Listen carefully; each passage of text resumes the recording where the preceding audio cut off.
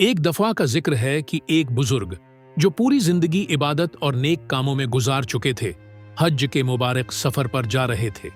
उनके दिल में बहुत सुकून था क्योंकि वो अल्लाह के घर की जियारत के लिए निकले थे।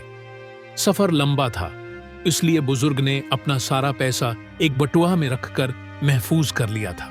वो हर कदम पर अल्लाह का जिक्र करते जा रहे थे। इसी बीच सड़क के दूसरे किनारे पर एक चोर खड़ा बुजुर्ग को देख रहा था। उसने सोचा, ये बुजुर्ग अकेले जा रहे हैं, अगर मैं उनका बटुआ चरा लूं तो अच्छा पैसा मिल जाएगा। चोर चुपके से बुजुर्ग के पीछे आया और एक मुनासिब लम्हे का इंतजार किया। जैसे ही बुजुर्ग ने अपना इसा जमीन पर लगाया और उर्द गर्द देखा, चोर ने झट से बटुआ चरा लिया और भाग खड़ा हुआ। चोर थोड़ी ही दूर गया था कि उसे अचानक लगा जैसे दुनिया अंधी हो गई हो। उसकी आंखों के सामने सब कुछ गायब हो गया, उसे कुछ नजर नहीं आ रहा था। वो घबराकर जोर जोर से चलाने लगा। लोगों, मुझे उन बुजुर्ग के पास ले जाओ, मैं अंधा हो गया हूं, मुझे कुछ दिखाई नहीं दे रहा, मुझे उनका बटुआ चराकर बहुत बड़ी गलती हो गई। लोग हैरान हुए। चोर ने सबको बता दिया कि उसने किस बुजुर्ग का बटुआ चरा था। किसी ने कहा, हमने उन बुजुर्ग को बाल काटने वाले हिजाम की दुकान के पास देखा था, चलो तुम्हें वहां ले चलते हैं।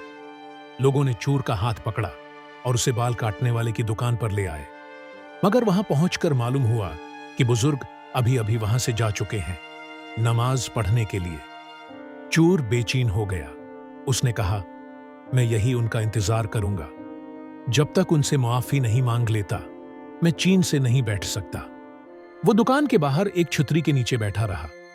लोग उसे देखते हुए गुजरते, कुछ उस पर तरस खाते, कुछ हैरानी से देखते।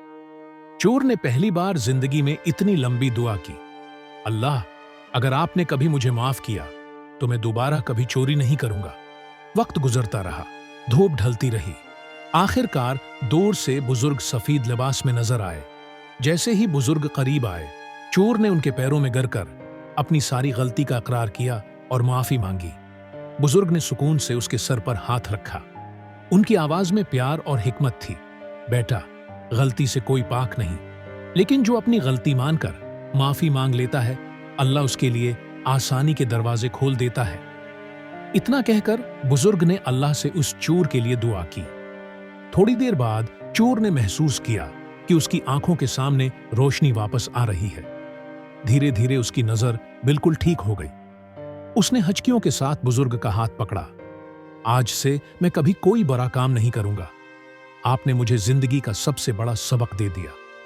बुजुर्ग ने उसका बटुआ वापस लेकर कहा, बेटा, आज से तुम्हारी एक नई जिंदगी शुरू हो रही है, ईमान और सच्चाई पर चलना।